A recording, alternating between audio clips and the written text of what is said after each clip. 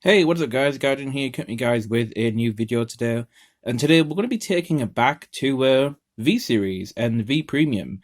So it's been a fair few months since I've actually done a deck profile for the V-Series format. And I think rightfully so, because I did the deck profiles for the clan selection that came out really early on in the year. And yeah, soon we're going to have the new V Clan collection this November. So look forward to that. But we did get a new card from the Revival selection that came out with a bunch of different premium reprints, but it also came out with a new card, as you see here, which is Prominence Glare of the Azure Flames. And this is a new V-Series card that we can use in the V Premium format. Of course, a lot of the cards in that set were for premium, for reprints and stuff like that, but Bushiroad also took it upon themselves to print some Japanese cards that we just didn't have in the English format yet. So yeah, Prominence Glare here of the Azure Flames, I believe is from the manga, the Turnabout manga. And of course you've got Dragonic Overlord as well, which also got printed in that set for Kagero. But yeah, we're going to be looking at the Gold Paladin deck, the new Gold Paladin deck from that set with the introduction of the Azure Flame Prominence Glare. So yeah, without further ado, we'll get stuck into the deck and I'll show you guys what I'm playing. The deck is quite different from some other decks. I suppose it's similar to Spectral Duke in a way, but of course the advantage with Spectral Duke is that you have a restanding Vanguard, whereas in this deck, the focus is of course going to be around Prominence Glare. So Prominence Glare has a few different abilities, but they're pretty cool. So when he's placed on the Vanguard circle, you can look at 4 cards from the top of your deck, choose up the 1 card from among them, call it a Reguard circle, and then put the rest to the bottom of your deck in any order. So the cool thing with this is that it's an on-play skill that gives us a plus every time we ride this card, because we'll of course get the Excel marker, which we're going to go for the Excel 2 of course, to get that draw, but we'll also get a unit that we can call out from the top 4 as well. So that's pretty cool. So we get some nice pluses from this when we keep riding it. So we're kind of, incentivized to try get this to our hand as consistently as possible. With it being our main Vanguard, of course, but also rewriting is good as well. Now, the main skill that this card has says when this unit attacks, you can pay the cost of Counterblast 1, discard a card from your hand, and then perform the effects below according to the number of rear guards that you called this turn. So, if you call 3 or more cards, this unit gets 15,000 power and critical +1 until the end of that battle. And then if you call 4 or more cards that turn, your opponent cannot call Sentinels from his or her hand to the Guardian Circle until the end of the battle. So we can clearly see here that the aim of the deck is to call multiple units as much as we can, but also use units that are able to generate us pluses so that we can then call more units to the field to fulfill the conditions of both of these effects. We of course do want to try to get to the 15k and the crit as much as we can, but the Sentinel restriction will make it more worthwhile since, they can't just PG the attack, they now have to hard guard the attack, and if you do set this up correctly, you can actually get Prominence Glare to a pretty big number sometimes. So yeah, so that's sort of the aim of the deck, is to call multiple units like Gold usually does, but we need to try to think about units that can call additional units with them embedded within their skills. So yeah, Prominence Glare is the main focus of the deck, so that is what we're going to base it around. So speaking of some units that are able to pluses and also call other units from the deck, we of course know Percival. Percival pretty much gets slapped into any Gold Paladin deck in V-Series, it seems, or any sort of like premium focus strategy, it seems. But it's a really good card. Percival calls out aggro from your deck. Of course, you do get that Excel marker as well. And of course, going with the Excel 2, you'll get a draw. So you're pretty much paying back for the cost. And also, Aggravale is actually pretty important in the deck for the Soul Charge aspect, because there are quite a few cards in this deck that do Soul Blast, which we do use quite frequently, as long as we need the resources that they generate, basically. But yeah, Percival is pretty much a no-brainer for the deck. It's a really nice plus, and it just helps you gain a ton of advantage, and also placing more units onto the field so that you can fulfill Prominence Glare's ability. So 4 copies of him. And then for the last grade 3, I actually decided to go for 3 copies of Sagramore. I believe this card's going to get reprinted, I think. Not this year, but in the next year's V-Clan collection. The one with, like, the Dual Knights, and also the Ezel Scissors, I believe. So yeah, so that's next year that this card got reprinted. It's kind of nice to see this in a triple rare, I think, since it's been double off, well, ever since it got printed. But yeah, this card's pretty solid because it allows us to Soul Blast 1 to draw a card, and then we call a card from our hand. So the one thing in this deck, when building it, you might already notice, but the Prominence Glare and also the Percival require Counterblast. So there's actually another card in the deck that CBs as well, but we'll get to that in a second. But there are a few Counterblasting cards in the deck, so having the Soul Blast alternative cost with Sagramore that can also fulfill the conditions of calling more rear guards to the field is very nice. So I definitely feel like you need to play at least 3. You could probably bump this up to 4 as well. But in terms of the ratios of other units in the deck, I only really felt like 3 was necessary. So yeah. But yeah, being able to use this to call other units from our hand to activate their abilities will become a lot more relevant when we get to the grade 2s and the grade 1s. So moving on over into the grade 2s, we are playing the 4 copies of Agravale. So this is actually getting printed in the upcoming V-Clan collection, I believe. So do pick these up whilst you can. But yeah, Agravale's really solid. It's a really good ride target for the deck. It's actually the only one in the deck that has a Vanguard skill. So we would prefer to ride this, but it's also just really nice for the pressure that it generates with the extra power gain, and also putting units into your soul, which can actually be relevant when it comes to soul blasting skills, which we'll get to shortly. But yeah, of course you want to play, I like playing for this just because it just gives you more abilities to basically get over defensive, since if you have the Excel 2, an Agravale will basically be 24,000, which is able to get over that defensive, which kind of makes it easier for your multi-attacks to go off easier in terms of ordering them.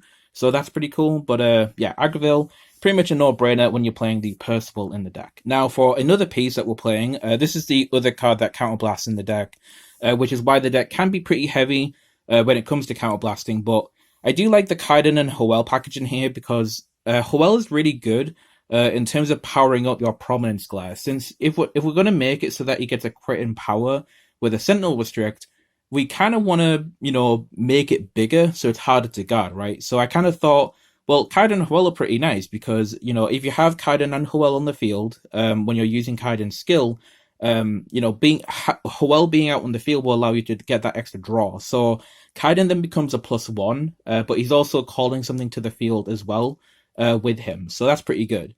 So yeah, it's all about putting units in the deck that allow you to generate something else to the field to basically get closer and closer to Prominence Glare's conditions for the skill. So yeah, I feel like Kaiden and Hoel are pretty good in the deck, and yeah, Kaiden fits pretty well overall. And then for the last grade 2, I just decided to put in 2 copies of Barangaria. This is basically just additional countercharging since I do have Dindrain in the deck. But with this deck being very heavy on CB, I felt like 2 copies of this did fit pretty well in the deck overall. And like I said, when it comes to skills that need to be activated from other abilities being placed, that's also kind of why I wanted the Sagramore in the deck, because outside of Sagramore, the only other way you could have called something with an on-place skill from an ability, like Dindrain or the Barangaria, was basically to call it randomly from things like your Prominence Glare skill for the on-place, or the Kaiden, and that's pretty poor when it comes to consistency. So the Sagramores really help with skills like this. So yeah, 2 copies of that. So that's it for the grade 2s. So for the grade 1s, we're playing the 4 copies of Gorboduc. This is also getting reprinted, I think, in the V-Clan collection. So basically the grade 3 searches getting a nice reprint. So yeah, this card basically, look at top 5 when placed from on Van or Rear. Look for a grade 3, add it to hand. Very good, because like I said, you do want to be looking for your Prominence Glares and also your Percivals as well. Just really nice. And also the Sagramore can be clutch at times, just in case you have any Barangarias or Dindrains in hand that you want to call. So yeah, grade 3 searcher, really solid, and just good booster and attacker overall for the deck, and just a massive consistency boost. And of course, since we have Kaiden in the deck, we wouldn't be anywhere without Hoel, of course. But yeah, Hoel's really good just because it makes Prominence Glare really big. So the Sentinel restriction kind of has more value to it because the Vanguard is so large now. And since we are rewriting the Vanguard all the time, whenever we see extra copies of that Prominence Glare, pretty much Hoel will always have like a fresh unit in front of it to give power to it. And also it can help our rear guard columns get over defenses as well. So yeah, I feel like Hoel and Kaiden are just a really nice package for the way this deck wants to play. So 4 copies of this. And then last but not least for the grade ones, we of course have our signature Din Drain, the one and only. Yeah, just countercharging, draw power, whatever you need. But like I said, the deck's pretty heavy on CB, so you're more than likely going to use this for the counter charge more times than often. But the fact that you have that flexibility to get the draw, if you can do that, is very nice to have, since, you know, drawing into pieces like the extra Prominence Glares or just any other piece for that mana, maybe draw into like a Percival or something like that. It's very, very nice. So yeah, 4 copies of Din Drain. Alright, so now we have the grade zeros. So for the starter, I decided just to go for the Spring Breeze Messenger, since it's, you know, blue, I guess, got a blue sword. So it kind of goes with like, the Prominence Glare and the Percival theme. Probably going to use this for the new Prominence Dragon from the V-Clan collection. But yeah, that's the starter. And then, of course, for the triggers, now, I think this deck is actually one of those rare occasions where you can actually get away with a mixture of crits and fronts in this, because the crits are really good pressure for the Vanguard, since, you know, you're going to go critical from the skill, but then you also have that Sentinel restriction as well, so the crits actually could close out a game sometimes, but then the front triggers are pretty good because it could just help power up your entire field, which, you know, with the amount of Excel markers that you generate, you could actually have a ton of units to attack with, and then all of a sudden, when your opponent has to worry about that crit hitting them from the Vanguard, they now have to worry about all these buffed up rear guards now from a front trigger. So yeah, I feel like you could get away with crit and front in this deck pretty well, just because of the way the Vanguard works and the amount of rear guards you'll have in the field. But if you want to go for a bit more heavy on the crit or the front, by all means you can do that. But yeah, I feel like 4 and 4 is just a nice even split between them with the playstyle of the deck.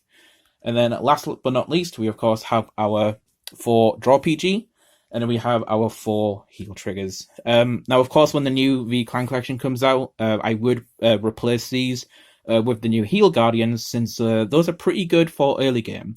And yeah, that's just preference there. But of course, the set isn't out yet, so we're just sticking with the old heal trigger. But yeah, that's pretty much it for the deck. It's pretty self-explanatory, really. Like, once you look into the way, you know, Prominence Glare is worded, and, you know, what the goal of the card is, it's pretty simple to look at the units that you want to play with it to support it. But I'd love to know what you guys think of the deck, and if you have any suggestions for it. But I feel pretty happy with this list. But like I said, if you have any other suggestions, drop those in the comments below. I'll also have a deck log for the deck in the description for those that just want to see a quick overview. But yeah, look forward to more videos on the channel, guys. I do have another Overdress deck coming out soon, which is it's a deck that I didn't expect to build, but turns out I built it. And of course, do look forward to the new V series decks from the V-Clan collection as well. Really looking forward to building things like Thingsaver Dragon, the new Gold Paladin unit, the Liberator, and of course we have Tsukiyomi support as well, so that's going to be really cool to revisit as well. But yeah, there will be some new V-Series content on the channel, so do look forward to that. And yeah, I hope you like this overview of Prominence Glare from the Revival selection. And yeah, it's nice to do a V-Series deck again, I guess. So yeah, that's it for me. Look forward to the new content on the channel. And like always, guys, I will catch you guys in the next video. So like always, this is Guardian285, signing out.